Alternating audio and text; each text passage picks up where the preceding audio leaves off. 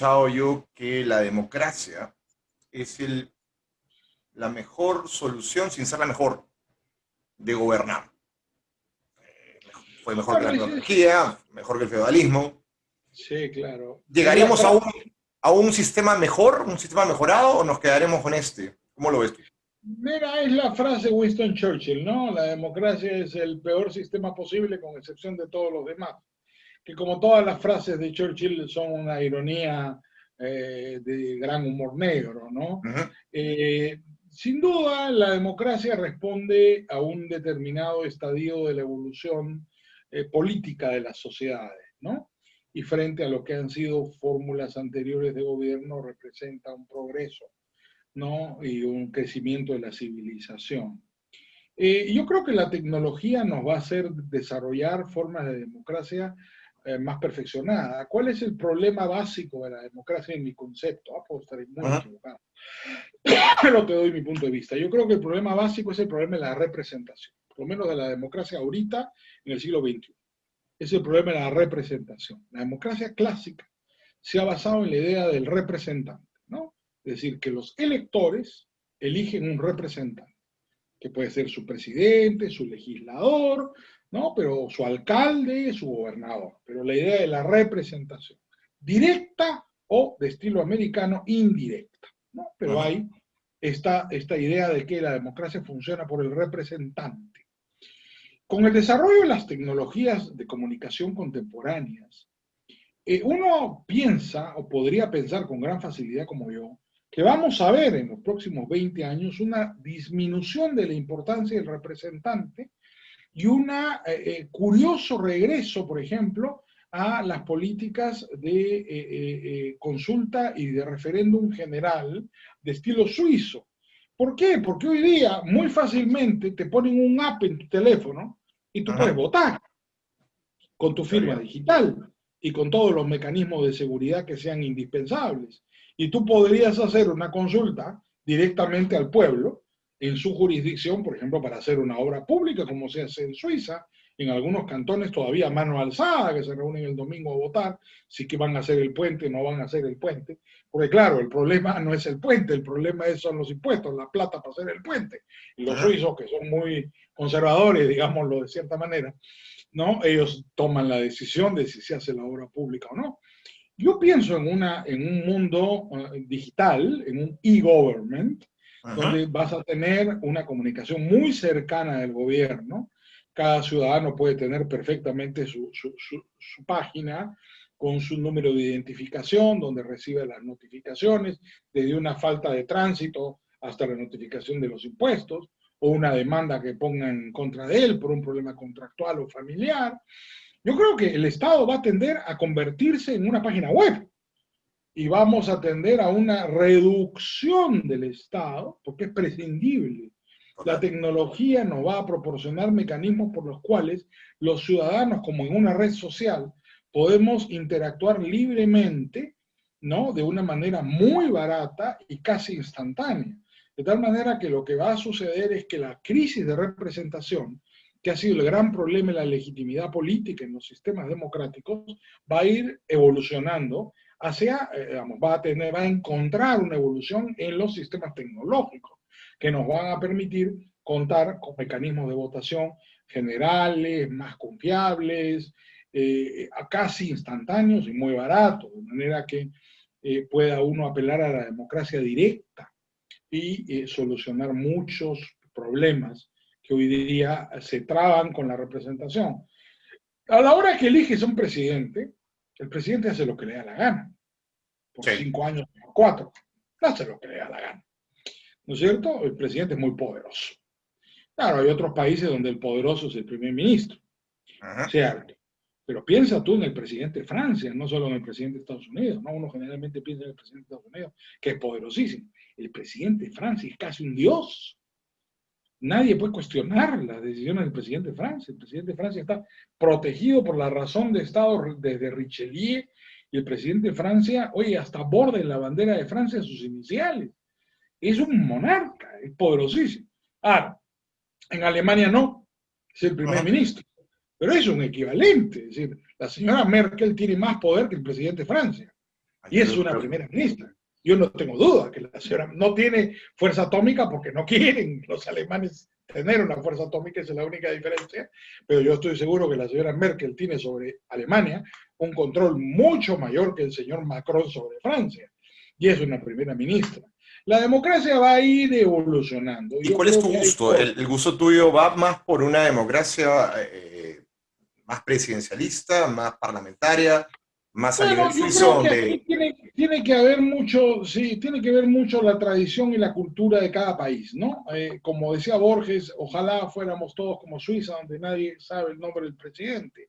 Ujú. No, pero eso es algo demasiado idealista para que suceda en América Latina. Yo me quedaría contento si tuviéramos en América Latina regímenes semipresidenciales, no presidencialistas, semipresidenciales, un presidente con ciertos controles y ciertos candados legislativos que no pueda hacer lo que le da la gana, ¿no es cierto? Y que tenga que responder por sus actos. Mira lo que ha pasado en Perú, Sergio, es una cosa no desdeñable. Todos los expresidentes están muertos, están presos, Sí, con excepción de uno que se mató, lamentablemente, porque el doctor García tuvo un final trágico, pero él se suicidó, prefirió suicidarse a afrontar el deshonor de un proceso. Pero probablemente todos los demás el están presidente presos. actual vaya a algún tipo de juicio terminado su Mira, mandato. fracasó la vacancia contra él la semana pasada, pero ni los que votaron por él dijeron que era inocente. ¿Ah? Entonces, el presidente actual, ni siquiera los que votaron por él lo absolvieron. Eso significa que el presidente actual tendrá sus problemas cuando salga del Palacio de Gobierno. Eso a mí no me parece mala. Ujú. Eso me da la impresión que es una señal de madurez del pueblo peruano, que no tiene ningún inconveniente en hacer responsable a los políticos y que ya no endiosa a los presidentes. El doctor Toledo está con un arresto domiciliario, pero en cualquier momento lo van a extraditar a Perú de Estados Unidos.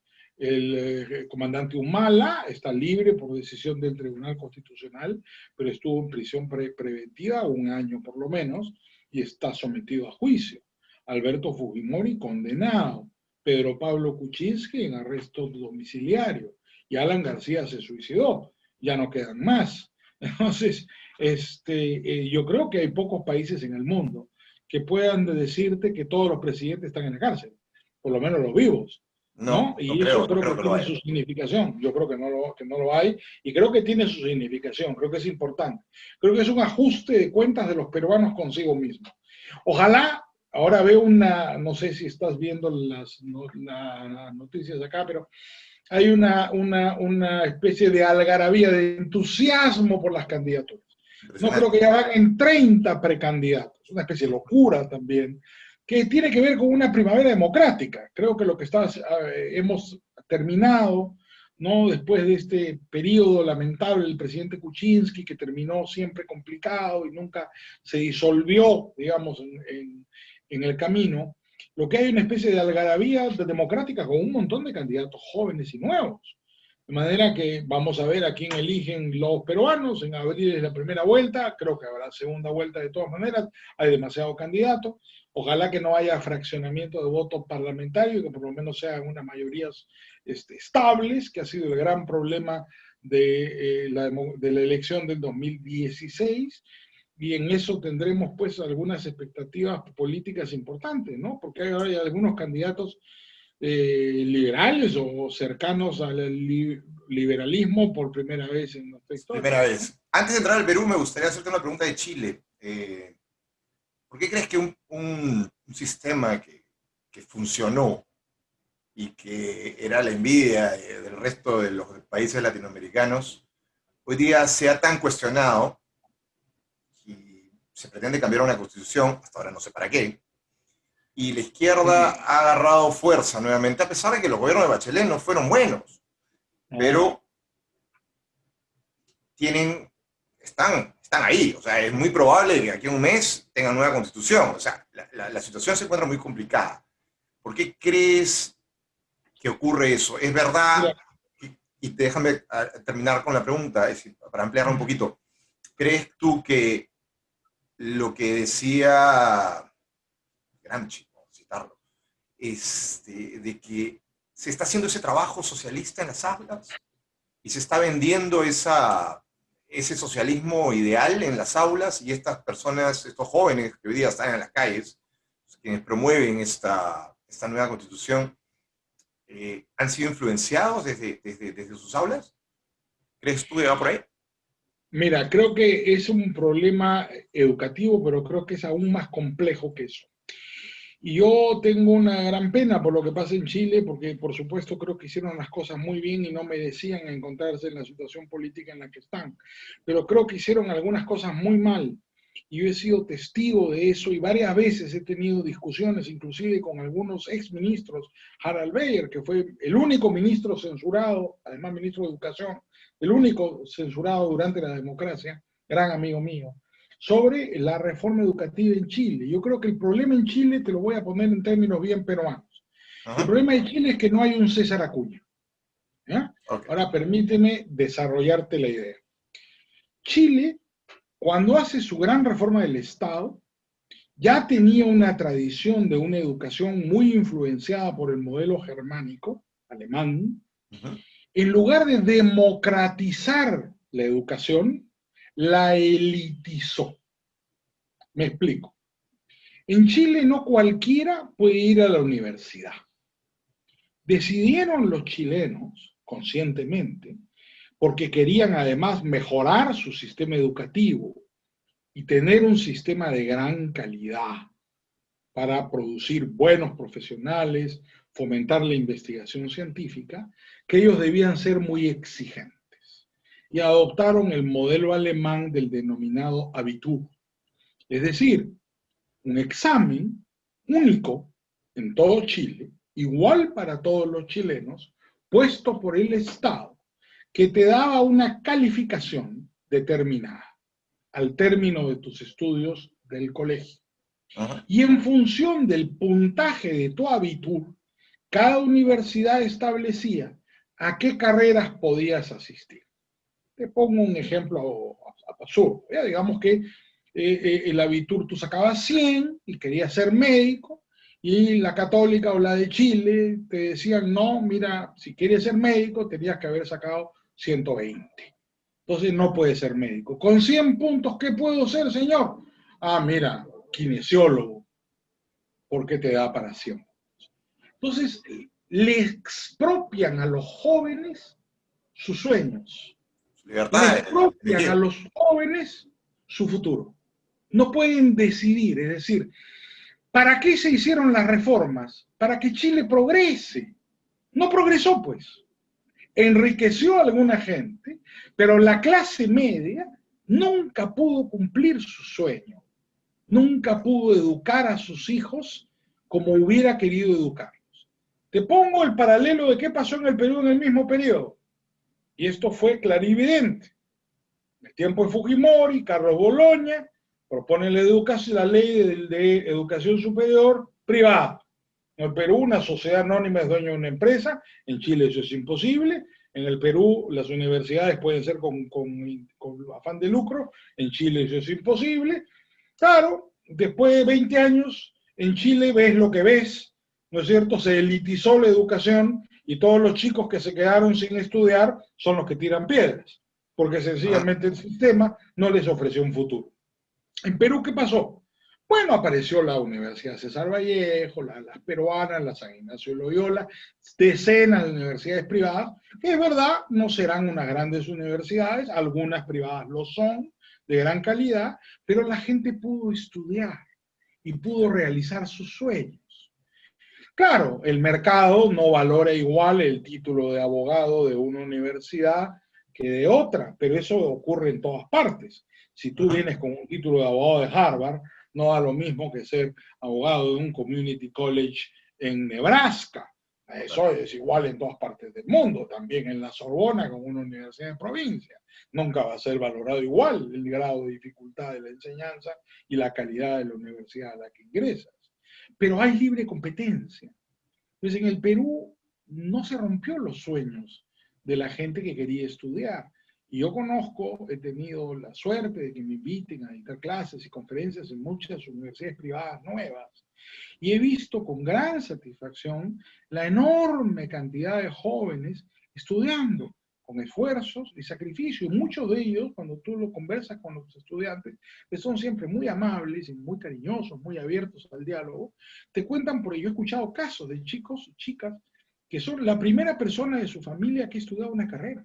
Wow. Y que toda la familia, inclusive chicos de provincias, chicas de provincias, paga el cuarto, el mantenimiento del hijo, del sobrino que viene a estudiar a Lima por primera vez una carrera. No te digo una carrera de ingeniería, de repente contabilidad, enfermería, técnica de enfermería, pero la gente se siente muy orgullosa de que el chico, la chica puede estudiar lo que quiere.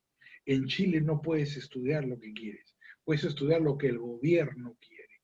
Y eso mató el Y eso modelo no iba en educativo. contra de los principios, o sea, eso va en contra Sí, directamente de los claro, principios liberales. absolutamente de los principios liberales, pero en Chile tenían siempre el problema eficientista de los Chicago Boys y lo que querían era crear un sistema educativo eficiente y pensaron que la manera de crear un sistema educativo eficiente era colocando incentivos para que los mejores sean los que estudien las carreras universitarias y los que no eran mejores fueran estudiando otra cosa. Pero se pusieron a planificar, ¿no es ¿Y eso fue un cierto? experimento o eso ya existía?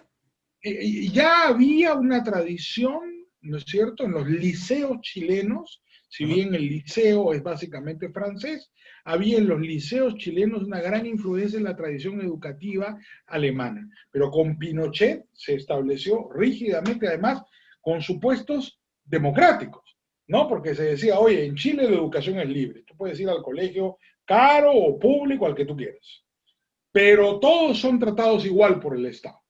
De manera que todos podrán ingresar a la universidad si pasan un examen. Lo que pasó es que no se dieron cuenta que estaban estrangulando a su sociedad y convirtieron, probablemente los economistas chilenos sean los mejores de América Latina. No me extrañaría que los ingenieros y los médicos chilenos y los profesionales chilenos en general estén entre lo mejor de América Latina, porque crearon una élite. ¿Pero Uh-huh. a costa de qué? Bueno, a costa de la frustración de todos los demás, pues. Y eso en política se paga, porque los jóvenes chilenos se lanzaron a la calle, ¿no es cierto? Casi en una actitud anarquista, ¿no? Porque yo diría que ni siquiera era socialista. Stalin no hubiera permitido que le quemen las estaciones del metro de Moscú. Te garantizo que les metía un tiro en la nuca. Y acuérdate de lo que pasó en la plaza de Tiananmen. Ahí no había chiste. Esto fue una cosa anarquista, fue una especie de estallido anarquista de vamos a destruirlo todo. Y eso es solamente explicable por una gran frustración de Ahora, la esa juventud chilena. frustración no solo se da en el tema de estudiantes, sino se generaliza.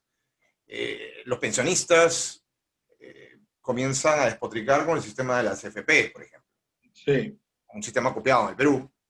así es. Y yo creo que Y tú tienes un punto muy negativo a ella, yo sé. bueno, mira, es que además, fuera de que en Chile han perdido el término de referencia porque desapareció el sistema público, entonces no tienen con qué comparar, ¿no? Pero en Perú sí tenemos con qué comparar, porque si comparas la pensión que te da una AFP con la pensión que te da la ONP, es un chiste, pues, ¿no? Ninguna pensión es importante, todas son pensiones más bien bajas, ¿no es cierto? Pero lo que te paga la ONP, 100, 200, 300 soles, no llegan ni a $100. Las pensiones en la AFP son más altas. A mí lo que no me gusta de estos sistemas de seguridad social, y mi objeción es de principio más que práctica, Uh-huh. es que sea una forma de ahorro forzoso. Esta, tú sabes, la seguridad social, Sergio, la inventó el viejo Bismarck en Alemania, ¿no? Pero Y se él creó un basaba sistema de reparto, además creó un un... sistema de reparto que además tenía sentido, por lo menos político, porque la pirámide demográfica alemana en esa época era la convencional. Había en la base una gran cantidad de población joven, hoy día no es así en Alemania, ¿no es cierto? Es así, ¿no? Pero en esa época había una gran cantidad de población joven que iba a permitir pagar los beneficios, las pensiones de los viejos. Tradicionalmente, cuando no tienes un sistema de seguridad social, la seguridad social es en la familia. Gary Becker ha estudiado en el Tratado de la Familia, que es una obra maestra de la literatura económica del siglo XX, le dieron el premio Nobel por eso, Uh-huh. que la seguridad social siempre ha existido. Lo que pasa es que era privada. Las familias eran la seguridad social. Por eso las familias eran grandes, porque era más fácil mantener a dos viejos entre 6 o 7 hijos que mantener a dos viejos en un hijo. ¿Qué ocurrió? Que cuando estatizó Bismarck la seguridad social y le quitó a la familia el rol de mantener a los viejos, además de relajar los lazos de solidaridad y de afecto familiar, ¿no es cierto? Porque tú das el cariño que quieres que te den en el futuro. Entonces, si tu hijo no te va a mantener, sino el gobierno, no le haces caso a tu hijo, que fue exactamente lo que pasó en Europa. Le haces caso al gobierno. ¿Para qué quieres un hijo si al final el hijo no te va a mantener, ni tu hija te va a mantener, si no te va a mantener el gobierno? Esto rompió de una manera atroz la familia europea. La familia ha desaparecido prácticamente en Europa. La gente tiene perros y no tiene hijos, ¿no es cierto? Porque a todos los mantiene el gobierno. Pero ¿qué produjo además? Y esto es terrible. Produjo sistemas que no se mantienen en sí mismos. Porque apenas disminuye la cantidad de niños, ¿no? El sistema de reparto es imposible. Ya en el Perú la pirámide está invertida también. Desde el tiempo de Fujimori, donde se llevaron a cabo programas muy agresivos de planificación familiar, se invirtió la pirámide y ya en Perú no tenemos una pirámide clásica, tenemos una pirámide invertida. Hay decrecimiento poblacional, no hay crecimiento poblacional ya en los últimos 20 años. Entonces, cualquier sistema de reparto no va a funcionar. A mí me disgusta que me quieran imponer un ahorro. Si yo soy una persona seria y responsable, y debemos suponer que todos los adultos lo somos, es un problema mío. Yo debería ver mi renta vitalicia, hacer mis inversiones, ver mis ahorros, ¿no? Y actuar con responsabilidad que el Estado debería proteger y custodiar. No imponerme, ¿no es cierto?, la administración de unos tipos que yo no conozco, de unos banqueros que dicen que manejan mejor que yo mi plata. Y eso está por verse, porque yo discutiría altamente, ¿no es cierto?, que un banquero o una AFP sepa mejor que cada uno de nosotros qué es lo mejor para nosotros mismos. Entonces, ahí hay un problema también hayekiano de información concentrada, de información difundida que las AFP no pueden resolver. Por eso a nadie les gusta el sistema. A mí me parece trágico, ¿eh? Porque uno de los grandes aportes en la política pública en los años 90 de América Latina, una creación original, fueron los sistemas de capitalización individual. Mi amigo José Piñera tuvo esta idea genial, que hoy día está bajo crítica, pero claro, si la comparamos con el anterior es muchísimo superior. Pero sin duda. Lo que pasa es que yo creo que tiene un problema, digamos, sigue la senda bismarckiana. Esto de imponernos un ahorro obligatorio como si fuéramos débiles mentales, incapaces de decidir qué hacer con su futuro, a mí me hace mucho ruido. Ahora, en Perú se ha politizado, y bueno, en Chile también, con el tema de la pandemia, cómo disponer del fondo, ¿no? Los políticos han agarrado eso como bandera y te han soltado el dinero para que tú dispongas. ¿No crees que eso va a traer que de aquí a unos años esas personas que no disponen de un fondo van a pedirle esa asistencia al Estado? Porque más hijos no van a tener. No tengo ninguna duda de que eso es exactamente lo que va a suceder, ¿no es cierto? Es decir, esta gente que ha ido a retirar muy contenta su fondo, se lo gastó. Pero si tú ves en qué se lo gastó, se lo ha gastado en cosas absurdas. Se lo han gastado en televisores LED, en computadoras, en teléfonos, en smartphones. Se han gastado el dinero en bienes, ni siquiera en bienes de consumo, se lo han gastado en bienes de lujo, ¿no? Lo cual es una cosa bastante singular, pero no sorprendente. Suele ser lo mismo con todos los subsidios. Cuando aparece una plata regalada, tú con esa plata haces un gasto suntuario, superfluo y generalmente no reproductivo. Y esto es una gran irresponsabilidad en la que están incurriendo los gobiernos de América Latina porque se están repartiendo esa plata. Lo peor de todo es que hay algunos casos en que se la queda el gobierno. Entonces, aquí siquiera por lo menos llega la gente. Hay casos como en Argentina que se la queda el gobierno y nunca más la vuelves a ver. Yo creo que el futuro hay que pensarlo de la siguiente manera, Sergio, por lo menos para el caso peruano. No quiero atreverme a hablar para otro caso americano. A mí me encanta el modelo noruego de seguridad social. Noruega, como Perú, es un país, en el caso noruego se trata de petróleo, en el Perú es un país minero, los dos somos países mineros, no, en el caso noruego, hidrocarburos en el Mar del Norte. Con poca población, es verdad, pero con unos ingresos gigantescos por regalías petrolíferas. Entonces, ¿qué han hecho los noruegos? En lugar de que el Estado se quede con esa plata, han constituido un fondo soberano, un fideicomiso, que es de propiedad de todos los noruegos. Y los noruegos reciben el rendimiento de ese fondo, que está depositado en distintos bancos que compiten entre sí, ¿no es cierto?, para administrar esos fondos, y tú recibes tu cheque. Yo creo que un modelo semejante podría elaborarse de una manera creativa ¿Y el para Estado qué gana ahí? solucionar Perdón que te el toque, viejo. el Estado cobra un impuesto de es... No, no, Bueno, no, no, no, ahí no cobra nada. Eso es dinero del Fondo Soberano Noruego con el cual se pagan las pensiones. Los ok. noruegos tienen ahí un dinero, ¿no es cierto?, que viene del fondo soberano, que es un dinero del pueblo noruego. Por ejemplo, en el Perú, el canon minero siempre ha sido un problema y ha sido gigantesco en algunos años, y Ujú. ahora con el oro subiendo nuevamente, el cobre se ha recuperado, el zinc subiendo. Tú sabes que el Perú tiene una economía anticíclica. Cuando le va mal al mundo, le va bien al Perú. ¿No es cierto? Un poco como Argentina, tenemos una economía anticíclica. Eso no significa que seamos enemigos de la humanidad, simplemente que cuando hay guerras, pandemias, enfermedades, las materias primas que producen países como Perú, como Argentina, tienen un gran valor. En el caso argentino, alimentos, en el caso peruano, metales, ¿no?, que son Ajá. indispensables para situaciones de crisis. Entonces, ¿qué debería hacer el Estado peruano? En lugar de malgastar el dinero del canon, si tú ves el dinero que le dan a las municipalidades, el municipio se lo gasta en hacer un palacio municipal. Es una payasada. Una Entonces tú llegas piscina a también unos ahí. pueblos en la sierra, bellísimos pueblos coloniales, y de repente en la plaza de armas te encuentras un edificio de 8 pisos de vidrio templado, ¿no es cierto? Al que primero, y de concreto, cuando entras al edificio te congelas, porque claro, a 3.000 o 4.000 metros de altura, adentro hace pues menos 20 grados de temperatura.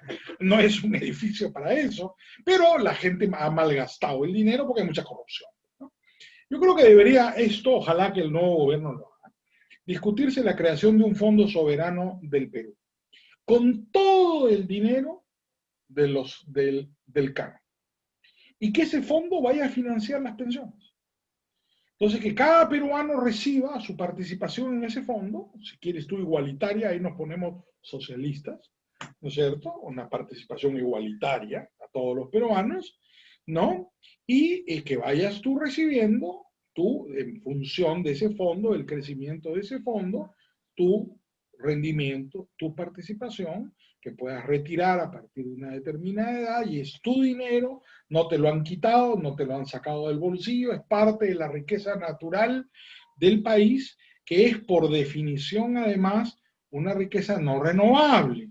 Entonces, tiene mucho sentido que participen del ahorro nacional los ciudadanos y no el gobierno, que lo malgaste en tonterías, y que si debe haber un ahorro, sea para los ciudadanos y los ciudadanos se beneficien, ¿no es cierto?, de la explotación de los recursos no renovables del Perú, teniendo el modelo noruego de un fondo soberano.